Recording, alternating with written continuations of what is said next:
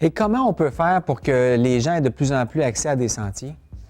Certain que de respecter les règles, là, on travaille fort là-dessus. Les salons, on va à Québec, Montréal, Laval avec le salon du quad, Trois-Rivières, le salon du plein air. C'est d'informer les gens. Il y a beaucoup de gens qui sont même pas au courant de la loi, des règlements. Parce qu'avant 96, avant qu'il y ait une loi, tout le monde se promenait n'importe où avec n'importe quoi. Le motocross pouvait y aller dans ce temps-là. Puis à partir du temps où ils ont écrit la loi, puis ils ont dit que ça prend l'équipement réglementaire sur les véhicules, ça a changé beaucoup, mais il y a encore des gens qui sont avec la vieille mentalité de dire ben mon père faisait ça en motocross, puis Moi, j'y vais quand même. moi j'y vais quand même. On peut plus non plus convertir une moto sans aucun clignotant, miroir, etc. et la convertir pour aller faire ce sentier-là, parce qu'avant, on pouvait le faire. On peut le faire encore, mais en ayant une plaque hors route. Ça veut dire qu'on peut modifier la moto en ayant une plaque hors route. C'est sur la route, là, les gars qui prenaient des motos hors route, qui mettaient ça sur la route. Ça, on ne peut plus le faire, par contre. Donc, il faut vraiment qu'elle soit homologuée équipée. par la compagnie, exactement. Qu'est-ce qui est le plus difficile à faire passer dans les mentalités? Est-ce que c'est le gars qui ne veut pas enlever son silencieux de course, ou c'est le gars qui va vite, ou le gars qui veut rouler à minuit le soir à côté des maisons? C'est difficile à dire. C'est une question qui est difficile à répondre.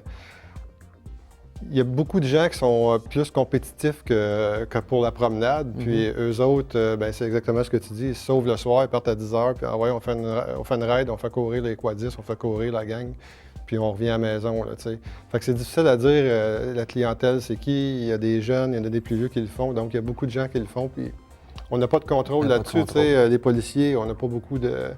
Vous avez combien de patrouilleurs? Bon, nous autres, en moto, on a 15 patrouilleurs au travers de la province.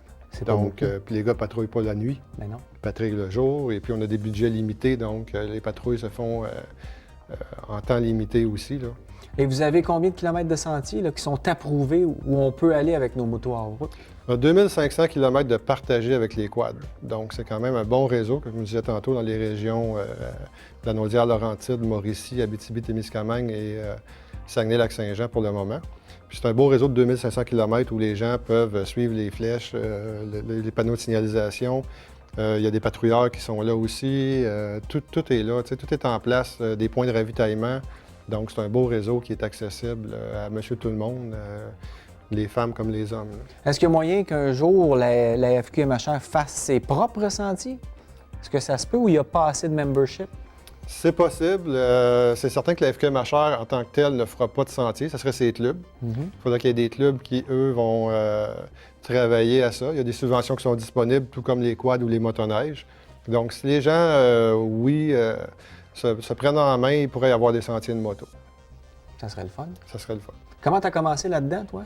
Moi, j'ai commencé à 14 ans en moto hors route et puis un peu de motocross à 19 ans, à 30 ans d'endurocross. Puis maintenant, le double usage, parce que 46 ans, plus les années montent, plus on est un peu effrayé par la vitesse et tout ça. On ne veut pas aller trop vite, pas se blesser. On a des responsabilités aussi. Exact. Puis en tant que représentant de la fédération, ça paraît pas bien s'il y a de la délinquance ou des choses comme ça. Et on peut s'acheter une moto plus polyvalente, plus grosse cylindrée pour faire toutes sortes de voyages. Exactement. Sur la route et en sentier.